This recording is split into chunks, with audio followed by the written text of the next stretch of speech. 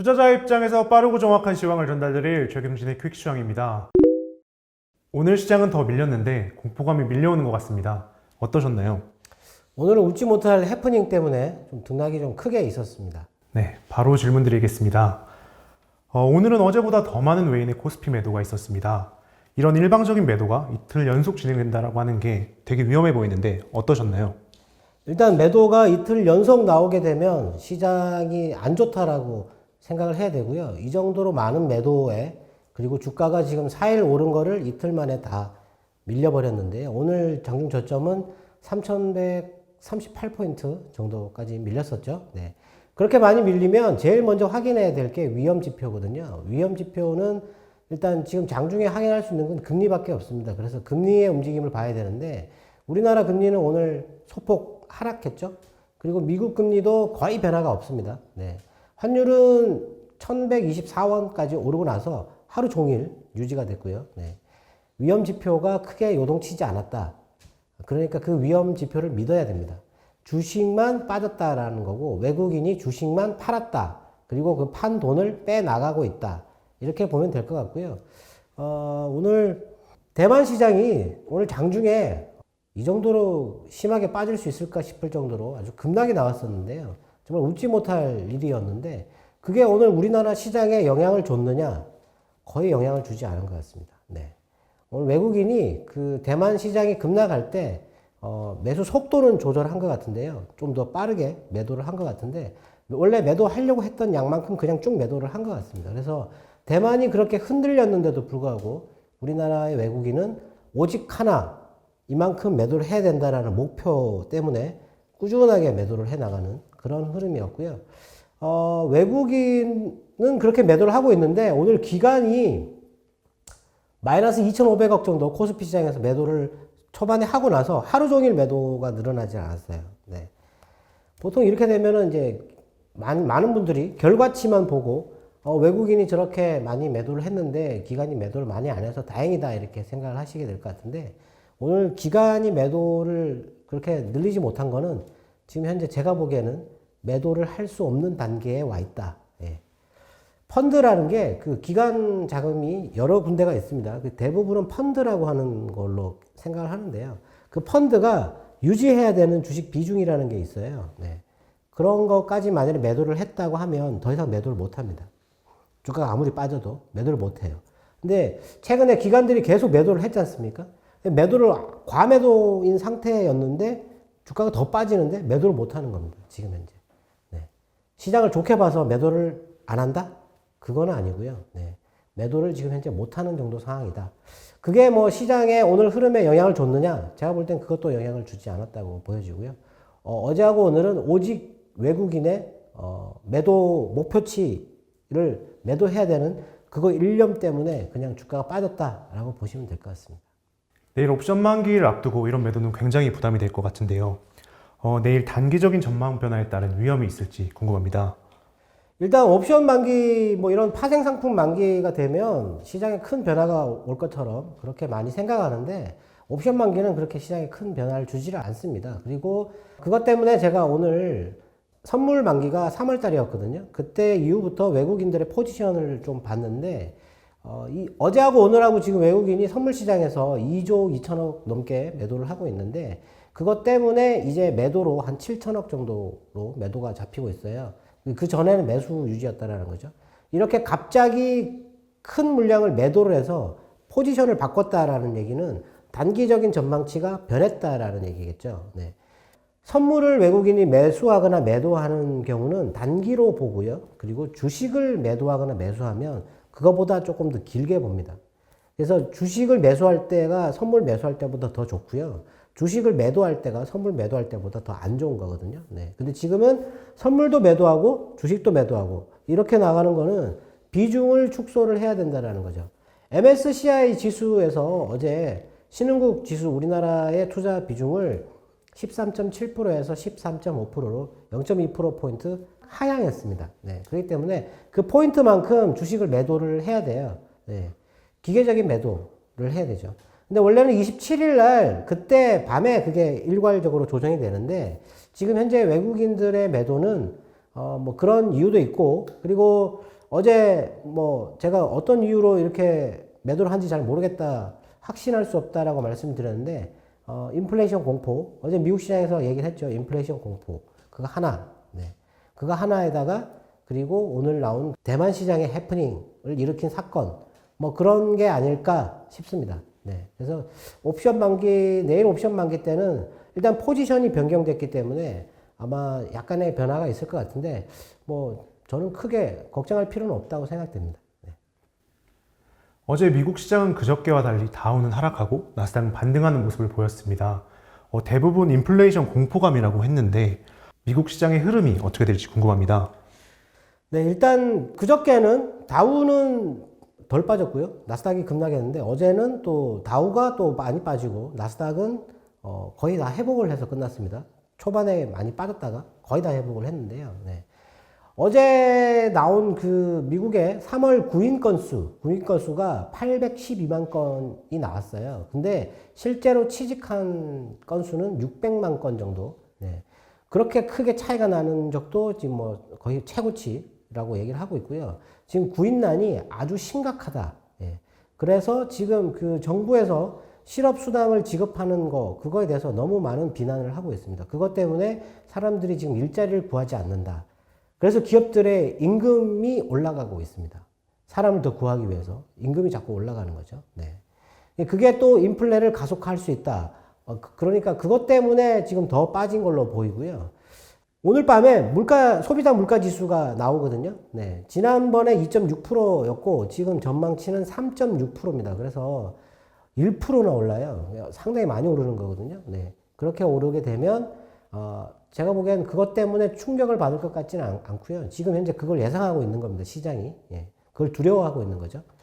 그런데 그렇게 나왔는데도 불구하고 연준 총재들 여러 명이 있는데 그분들이 지금 계속 인터뷰에서 실업률 이거 지금 너무 실망스럽고, 그리고 물가는 일시적이기 때문에 지금 긴축이나 뭐 이런 거 할 필요 없다. 계속 부양을 유지해야 된다. 이렇게 얘기를 했어요. 근데 아침에 보니까 백악관에서 인플레이션에 대해서 상당히 심각하게 바라보고 있다라고 뉴스가 이렇게 딱 나왔습니다. 네. 그 뉴스만 보면 지금 백악관은 연준과 다르게 인플레이션을 아주 심각하게 보고 있다. 이렇게 봐야 되는데, 그런 뉴스가 정말 제가 볼 땐 나쁜 뉴스인 것 같은데요. 그 내용이 있습니다. 그 기자가 질문한 게 뭐냐면, 최근에 그 송유관 제가 그거 해킹 때문에 지금 가동이 중단되고 있다고 그랬잖아요. 그것 때문에 미국 내 휘발유 가격이 급등했다. 그 얼마나 올랐느냐? 2센트 올랐답니다. 네. 그걸 왜 급등이라고 얘기하는지 모르겠지만 지금 휘발유 가격이 얼마냐? 2.985센트라고 합니다. 네. 인플레이션이 높을 때 미국의 휘발유 가격이 얼마까지 올라가냐면 4달러를 넘어갑니다. 네, 4달러. 광고에 나오죠. 4달러. 네. 4달러를 넘어가는데 지금 2.985면 그렇게 높은 수치는 아니라고 보여지고요. 그리고 그 송유관 때문에 일부 주에서 사람들이 그 기름을 사재기 한다고 해서 그 주지사가 뭐 사재기 좀 그만해라고 가격 계속 올라간다. 뭐 이런 얘기를 했었어요. 그것 때문에 인플레이션에 대해서 물어본 겁니다. 기자가. 백악관 그 대변인한테. 그랬더니 그거를 보고 그거는 지금 심각한 인플레이션을 유발하지 않을까 지금 심각하게 보고 있다. 이런 얘기였어요. 네. 지금 현재 전체 물가가 올라가는 거, 뭐 그런 거를 얘기한 게 아니었습니다. 네. 뉴스가 이게 좀 정확하게 나와야 되는데, 이게 좀 뉴스를 구별해야 된다는 게 상당히 어려운 부분이고요. 일단 미국 시장은 어제 그 나스닥 시장이 급락했다가 회복한 빨간색 양봉이 길게 나왔거든요. 네. 그것 때문에 제가 볼 때는 뭐 오늘 좀 기대를 할 수 있다라고 생각했는데, 오늘 장중에 대만이 너무 크게 출렁거렸기 때문에 영향을 좀 받을 것 같고요. 그리고 전체적으로 미국 시장의 흐름을 보면 상승 흐름이 전혀 깨지고 있지 않습니다. 네. 이동평균선이라고 있는데 제일 짧은 게 5일선이고요. 그리고 21선, 61선, 121선, 요즘에는 뭐 181선, 200일선까지도 보거든요. 근데 뭐 이런 거 볼 필요 없고요. 5일선, 21선, 61선. 이게 단기, 중기 추세라고 보시면 되는데 지금 미국 시장은 21선도 깨고 있지 않습니다. 다만 나스닥이 61선까지 내려와 있어요. 네. 이게 추세를 깬 게 아니거든요. 근데 뭐 이게 급락한다. 뭐 지금 아마 비관적으로 계속 의견을 제시하셨던 분들은 내 말이 맞다고 어깨에 힘을 많이 주고 계실 것 같은데, 네. 하여튼 빠졌으니까 뭐 그렇긴 한데 지금 뭐 시장에 뭐 전혀 공포감을 가질 이유도 없고 그리고 오늘같이 시장이 갑자기 급락을 했을 때는 정말 좋은 매수 기회라고 생각했어야 되는 때가 아닌가 싶습니다. 네. 말씀대로 오늘 대만 시장이 급락을 했습니다. 오늘 대만 시장이 국내 시장에 큰 영향을 준 것인지 궁금합니다. 네, 이제 대만 해프닝을 얘기를 해봐야 되겠네요. 네. 여기저기 제가 물어봤는데 정확하게 대답하는 데는 한 군데도 없는 것 같습니다. 네. 일단 오늘 대만에 먼저 나온 뉴스는 뭐였냐면 폭스콘이라는 회사가 있어요. 대만에 홍하이 기술이라고 하는 그 그룹이 있는데 그 회사가 아이폰을 생산합니다. 아이폰을 생산하는데 지금 인도에 코로나가 너무 확산되다 보니까 인도에 있는 공장의 아이폰 생산량을 50% 줄이겠다라고 발표를 했어요. 예. 그것과 함께 나온 뉴스가 중국의 4월 스마트폰 출하량이 34%가 줄었다라는 얘기가 나왔습니다. 이렇게 연결되다 보니까 그러면 하반기에 반도체 수요가 줄어드는 거 아니냐. 그러면 TSMC의 실적이 줄어들겠네? 라고 한 거죠. 그래서 장중에 9% 넘게 급락했습니다. 570대만 달러에서 518대만 달러까지 급락했어요. TSMC의 시가총액은 삼성전자보다 큽니다. 삼성전자가 우리나라에서 장중 10%가 빠지려 그러면 얼마나 많은 매도가 나와야 될지 거의 상상이 안 가는데 오늘 삼성전자의 거래 금액이 2조 8,800억이거든요. 네, 2%도 안 빠졌는데 TSMC가 장중에 9%가 빠지려 그러면 오늘 거래량이 어제 거래량의 2배 이상 늘어났어요. 그 정도 갈라 그러면 TSMC는 어떤 작전 세력이나 뭐 이런 사람들이 함부로 건드릴 수 없는 주식이에요. 왜냐하면 규모가 너무 크기 때문에 그걸 움직이려면 돈이 너무 많이 들어갑니다. 그래서 아예 그런 건 없는데 그렇게 급락을 하려 그러면 엄청난 매도가 나왔다라는 거죠. 네. 이게 소문이 그렇게 연결돼서 급락을 했는데 중간에 또 무슨 얘기가 있었냐면 대만에 그 코로나 확진자가 7명이 나와가지고 경보 단계를 격상할 수 있다라는 발표를 했어요. 네. 그래서 뭐 봉쇄를 하고 공장이 문을 닫을 수 있다. 이런 소문이 여기 또 보태졌습니다. 네. 그래서 급락을 했죠. 7명 때문에 아주 중요한 반도체 공장을 문을 닫겠다. 예. 그것도 뉴스에 로이터 뉴스에서는 비필수 업무는 일시적으로 중단할 수 있다라는 식으로 나왔습니다. 비필수 업무. 네. 물론 반도체가 거기에 들어갈 수도 있지만 지금 반도체를 그런 쪽에다가 갖다 붙이기에는 좀 그렇지 않을까 싶은데요. 일단 TSMC가 장중에 마이너스 9%까지 빠졌다가 마감은 마이너스 1.93%로 마감을 했고요. 그리고 홍하이 기술 그룹, 그 그룹의 주가는 마이너스 10%까지 빠졌다가 마이너스 5% 이내로 들어오긴 했습니다. 근데 일단 공장 생산량을 줄인다고 하니까 뭐 영향을 좀 받은 것 같은데요. 그래서 제가 오늘 그 인도 공장 생산량이 얼마나 되느냐 그랬더니 10%도 안 된다고 그러네요. 네. 빠질 이유가 없는데 빠졌죠. 근데 장중에 그렇게 크게 출렁거리면 큰 변화가 일어납니다. 네. 매도를 하려고 했던 사람들, 그런 사람들하고 매수를 하려고 했던 사람들, 손바뀜이 일어나게 되는데요.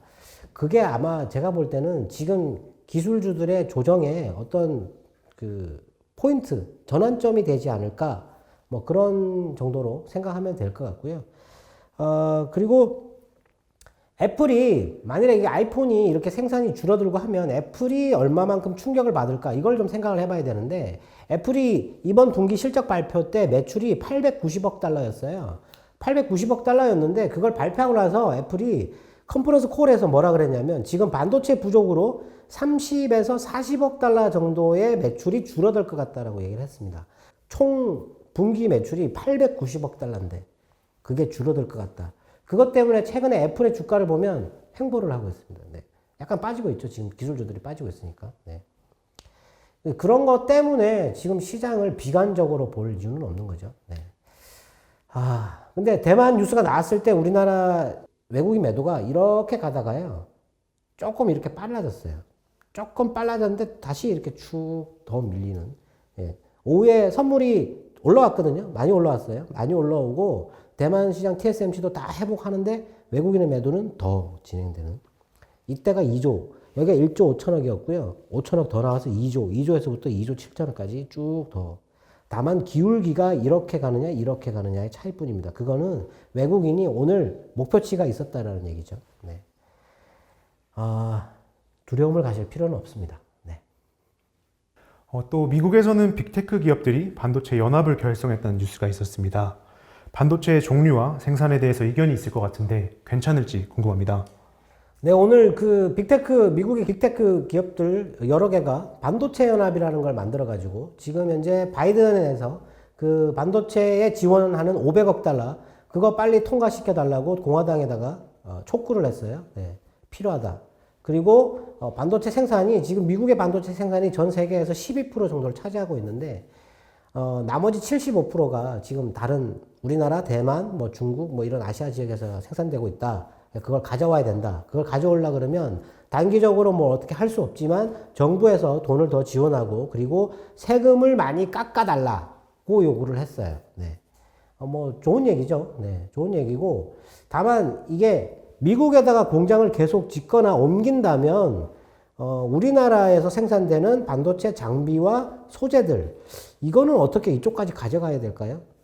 그거 좀 생각을 해볼 필요가 있거든요. 네. 그런 부분에서 좀 문제가 될 것 같고 그리고 차량용 그 반도체에 대해서 그 차량연합회가 있는데 거기서 차량용 반도체 생산을 촉구를 했어요. 미국 정부에다가. 그랬더니 그 반도체 연합에서 그거를 잘라가지고, 네. 그런 특수한 반도체만 얘기하지 말고 전체 반도체 생산량을 얘기를 해야 된다. 네. 그러니까 지금 IT 기기 반도체도 중요한데 지금 차량용 반도체만 얘기하지 마라.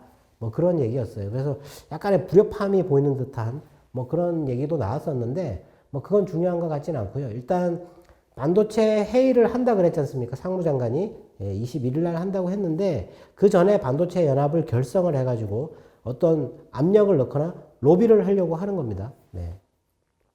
반도체 부족 때문에 지금 우리는 아주 쉽게 생각을 했죠. 이게 쇼티지가 났으니까 가격이 오르고 반도체 산업이 엄청나게 큰 이익을 낼 것이다. 이렇게만 생각했는데 제가 그때 차량용 반도체가 부족하다고 했을 때 사람들이 자동차를 사는 걸 보고 차량용 반도체 부족 때문에 차가 생산이 늦어지는데 왜 자동차 주식을 사느냐라고 제가 한번 물어본 적이 있었거든요. 근데 지금은 이제 2분기까지는 어느 정도 영향을 줄 거라고 보거든요, 매출에. 그래서 자동차나 전자기기 그런 것들의 매출이 2분기까지는 줄어들 수 있으니까 2분기가 매수 타이밍이거든요. 언제 적절한 시점에 지금같이 크게 출렁거릴 때 잘 잡아서 매수를 해야 된다. 이렇게 보시면 될 것 같고요. 그리고 전자기기를 볼 때 뭘 제일 중요하게 생각을 해야 되냐면 MLCC입니다. MLCC. 전기전자 산업의 천병이라고 제가 뭐 예전에 말씀을 한번 드렸었는데요. 우리나라에 삼성전기가 있죠. 예. 그 회사가 오늘 많이 빠졌어요. 네. 그거 중요하지 않고요. 지금 1위 회사가 있습니다. 일본의 무라타라고 하는 회사가 있고 3위 하는 회사가 다이오 유덴이라는 회사가 있습니다. 일본에. 1, 3위를 그 일본이 갖고 있는데 그 회사 주식이 최근에 한 7일 정도 빠졌습니다. 10% 정도 빠졌어요. 무라타가. 네.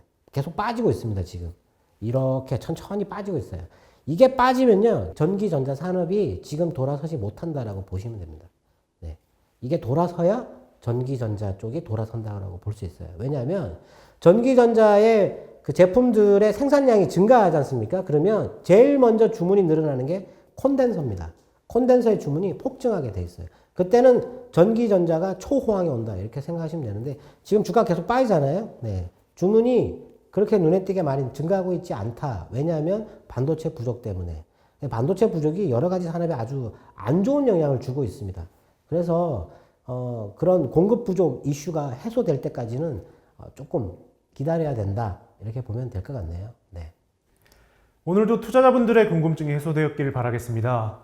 네. 오늘 밤에는 미국의 소비자 물가 지수가 나오고요. 그리고 내일은 우리나라 옵션 만기일이고, 네. 변화를 줄 수 있는 사건이 아직 더 남았는데요.